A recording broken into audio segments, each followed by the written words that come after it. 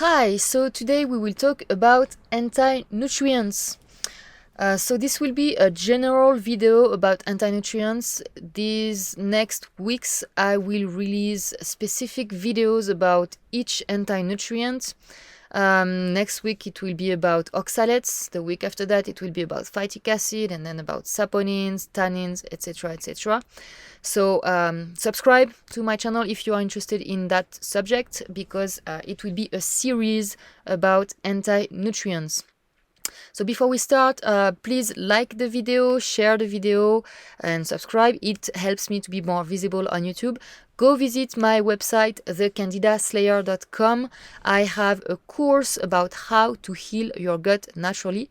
The link will be in the description box under this video, and the course, of course, is in English. Okay, let's start. So what are anti-nutrients? So there are several anti-nutrients, as I was saying. There is phytic acid, there are lectins, gluten that is now considered as an anti-nutrient, oxalates, saponins, tannins, glucosinolates, phytoestrogens, salicylates, polyphenols, flavonoids, and so on. Where are the anti-nutrients? Where do we find them? Mostly in plants, and mainly in seeds, nuts, grains, and legumes. We also can find some anti-nutrients in very, very small quantities in some animal products like dairy and eggs. We find lectins in them, but very, very little compared to plant foods. So what is the function of anti-nutrients? So there are mainly two functions of anti-nutrients.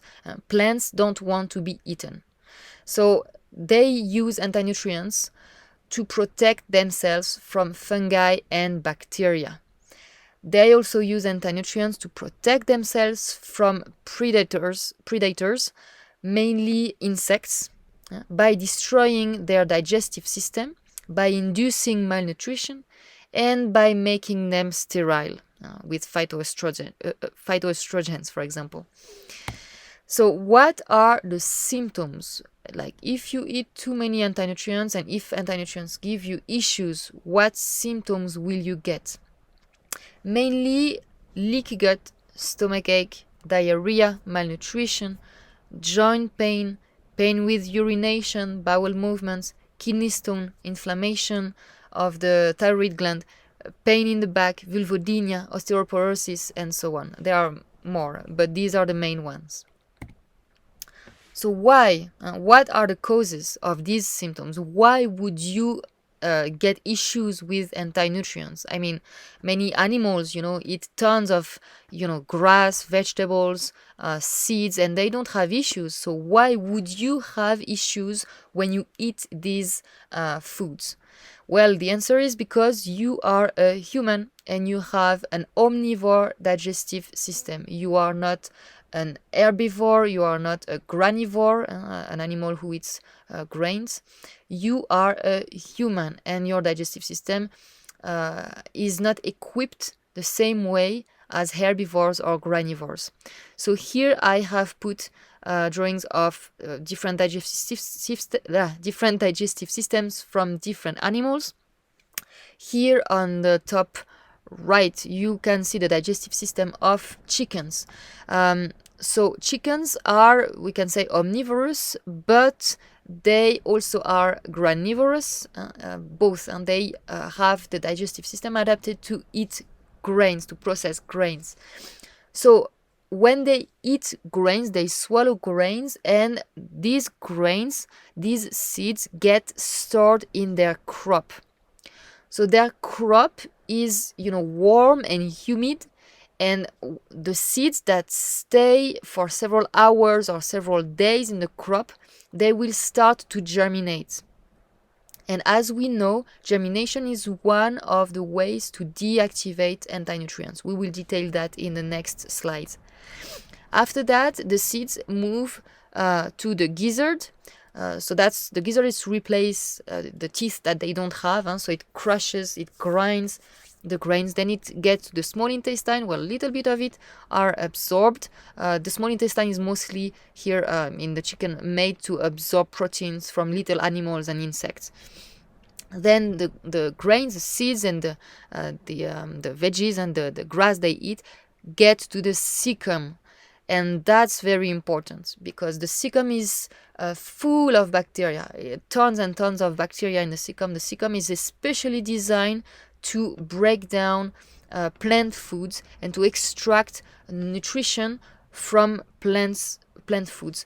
It's the job of bacteria to do that. Okay, so this is the fermentation process.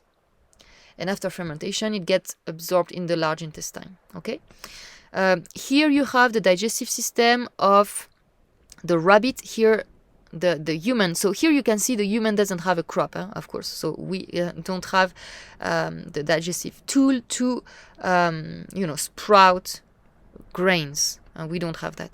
And regarding the cecum, look how small it is. We actually almost don't have a cecum at all. It's very, very little. Some theories say that we used to have a large cecum, but then with the evolution, we lost it, and we just have like a tiny vestige of a cecum. That's our appendix, actually. So why did it disappear? Well, if you follow that theory, it disappeared because our diet changed and we ate less and less plant foods, so we didn't need to have a cecum anymore. Okay, and look how big the cecum is in the digestive system of the rabbit. It's huge, and it's especially designed to digest plant foods.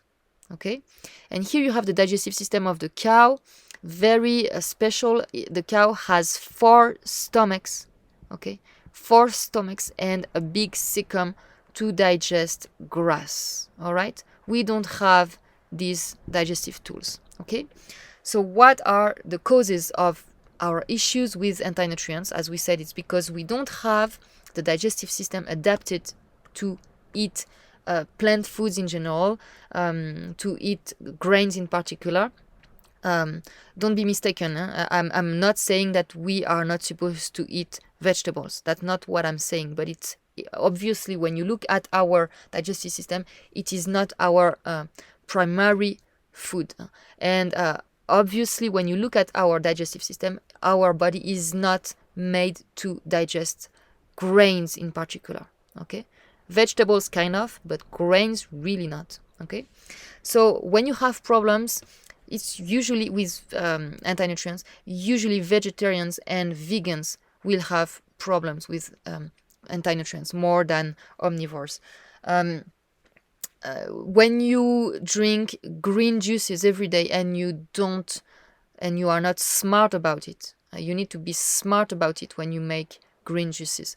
When you don't prepare your food properly. So this is, again, especially for vegetarian and vegans, they need to prepare their vegetables and their grains, nuts, seeds, legumes properly. Because again, we don't have the digestive system for that. Okay, so you need to prepare them properly. If you have dysbiosis also, you will have more issues with anti-nutrients, because as we said, bacteria in our colon, in our cecum, in our colon, are one of their job is to break down anti-nutrients, to deactivate anti-nutrients. And when you have an irritated gut, a damaged gut, a leaky gut, you will have more issues with anti-nutrients. Anti-nutrients will worsen your condition. So anti-nutrients are bad in a way. So that's what we just talked about. So why are they bad? They block the absorption of nutrients. They block the absorption of many minerals like iron, zinc, copper, calcium, phosphorus, magnesium, iodine.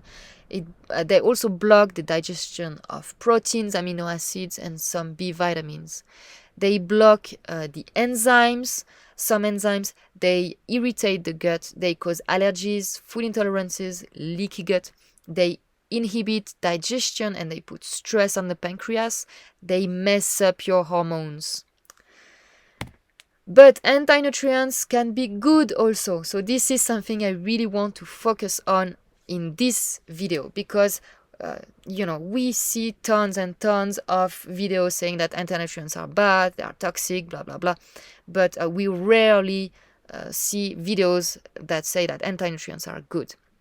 Okay, this is my strong belief. It's not even a belief. I am convinced that nature is perfect and that our body is perfect. Okay, and I am convinced also that we are not victims in this world. Okay, we are not victims of bacteria, we are not victims of viruses, we are not victims of parasites, we are not victims of anti-nutrients and other poisons in nature. Okay, nature is perfect. There is a good reason why there are anti-nutrients in plants, and it's not all bad. It's not only the plant wanting to hurt you. Actually, we use many anti-nutrients in plants as medicine. And you know that what makes the poison is the dosage. It's not the plant. Okay, there are many poisons that, when used in tiny amounts, are very beneficial for the body. Okay, so anti-nutrients can be beneficial, and we use them in plant medicines. Okay, I love plant remedies, herbal remedies. Okay, and these anti-nutrients are part of the reason why herbs heal us. So let's see. Flavonoids that are considered as anti-nutrients. So you know what flavonoids are? There are these pigments in fruits and vegetables. They are seen as intruders to be eliminated by our body. Our body does not absorb the vast majority of the flavonoids we swallow. And the body will rush to metabolize and eliminate what passes into the bloodstream, the flavonoids that pass into the bloodstream. Their presence in the body encourages the body to produce antioxidant enzymes. Flavonoids are a little stress that makes the body stronger, and that's exactly what it is. We need little stresses every day in our life to stay strong. Little stresses are good for us. Anti-nutrients in that way are good for us. Poisons are good for us in tiny amounts, of course, but stress is good for us, in tiny amounts again. Okay, so as we saw, anti-nutrients can be antioxidants like polyphenols, flavonoids, phytates, and phytic acid also is considered as an antioxidant. Some anti-nutrients are anti-diabetic. They stabilize blood sugar, like the lectins do that, for example. They are anti-cancer. They are anti-inflammatory, of course, because they are antioxidants. They lower cholesterol. They are chelators, and they prevent the accumulation of heavy metals in the body. They prevent Alzheimer's disease, Parkinson's disease. Phytic acid, by binding to calcium, prevents stones. Some anti-nutrients, like the saponins, are expectorants. Okay, some herbs, we will use some herbs because they have saponins, to help with when you have a cough, when you have bronchitis. These herbs, with this anti-nutrient, will help your body heal faster. Okay, the tannins also are anti-nutrients, but we use them in natural medicine. They are great. They are hemostatic and astringent. They tighten the tissues. They stop the bleeding. So this is again another example where anti-nutrients are good for us. We use them for medicine, to help our body heal. They can be antibacterial, antifungal, and I use them also for that. They have hypotensive properties. And to finish, the body is intelligent, as I was saying. The body is intelligent. Studies show that the more phytates, the more phytic acid we consume, the more phytase the gut flora produces. Phytase is the enzyme that breaks down, that deactivates phytates. Okay? So our body will make more phytase if you consume more phytates. Again, nature is perfect, our body is perfect. So it's not because anti-nutrients can be good that we should forget about the fact that we don't have the digestive system made to digest grains. No, we have to prepare our grains, legumes, nuts and seeds properly. How to do that? Soaking in warm water at least 30 degrees Celsius for at least 12 hours. I will detail these things, how to deactivate anti-nutrients. I will detail that in each video about each anti-nutrients, as I was saying. Next week about oxalates, the week after that phytic acid. So stay tuned and subscribe to my channel if you're interested in that. Okay, so 1, soak in warm water. 2, sprout your nuts, grains, seeds and legumes for at least 3 days. Fermentation will deactivate anti-nutrients. Cooking, nixtamalization for corn, and remove skin and seeds. Okay, the skin and seeds from plants like zucchini, for example, or cucumber, and then so that's a little different. But remove the seeds when you soak some of the legumes and nuts and stuff. Like when you soak almonds, remove the seeds. The skin. When you soak chickpeas, remove the seeds after soaking. Sorry, not the seeds, the skin.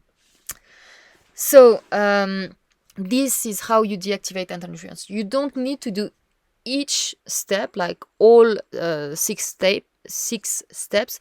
You can just do some of them. Like you can soak and you can cook. This is usually enough to remove most anti-nutrients. Of course, it will be much better if you soak, sprout, ferment, and cook, and remove the skin of your chickpeas, for example. All of this, if you do all of this, you are almost certain that you're doing the best you can do. Yeah, that's number one. That's top. That's great. Okay, so you don't have to do all these steps, but it's better if you do all of these steps. Okay, and here, of course, I wrote not only soaking and sprouting and fermenting deactivate anti-nutrients, but it also adds nutrition. It adds vitamins and enzymes.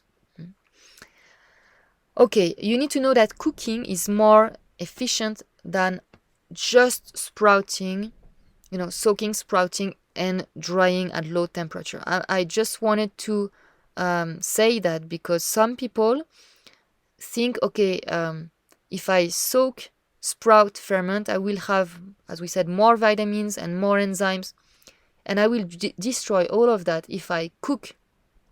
Yes, but if you don't cook, you will not deactivate some anti-nutrients. So in the end, it is more beneficial to cook rather than just soaking, sprouting, and fermenting. Okay. So to deactivate some anti-nutrients, you will need to cook. And also to properly break down proteins and starches, you need to cook. So don't forget to cook. Soaking in sodium bicarbonate solution followed by cooking seems to be the best method to improve starch digestibility. So that's a tip here. Soaking legumes with baking soda is a good idea. Cook legumes with kombu. They do that in Japan. Some grains are low in phytase, the enzyme that breaks down phytates. The grains that are low in phytase are oats, brown rice, and millet. So when you want to eat oats, brown rice, and millet, when you soak them in the soaking water, don't forget to add rye or buckwheat flour, like 1 or 2 tablespoons of rye or buckwheat flour in the soaking water, and then you just soak You know, you leave it like that for 12 hours or more, even better, to prepare correctly oats, brown rice, and millet. You need to have a rich and varied, like with a lot of variety, diet, okay? That's why it's not a good idea to be a vegan or a vegetarian. For example, if you are a vegan and all day you only eat plants, so that's a vegan diet. You only eat plants, and all plants have anti-nutrients, and especially seeds, grains, legumes, and seeds, grains, and legumes. So let's say you are a vegan. You eat plants all day. You will have like a certain quantity of anti-nutrients. On the contrary, if you are an omnivore, let's say you eat like half of your food plants and half of your food animal products. You don't have anti-nutrients in animal products. So when you are an omnivore, you divide by 2 the amount of anti-nutrients you get. Okay, that's why you need to have an omnivore diet. And you need to have a healthy gut and a healthy microbiome, because as we said, your microbiome is also in charge of deactivating anti-nutrients. How do traditional cultures? So read the book Nutrition and Physical Degeneration of Weston Price. If you don't know him, go on the Weston A. Price Foundation website. Watch my video about Weston Price. I will put the link up there. So Weston Price visited many tribes around the world to see how they prepare food, how they eat, what is their diet. And traditional cultures always took great care, to prepare grains, nuts, seeds, and legumes, before eating them. Okay. So again, seeds, grains, legumes, and so on, and nuts are not, it's not our natural diet. We are not made to eat that. Our digestive system is not made for that. But we have a brain. And thanks to our brain, we can do many things that we are not supposed to do originally. So that's why we copy the digestive system of herbivores and granivores by doing what they do, but outside of our body. So that's how humans have been doing for thousands of years.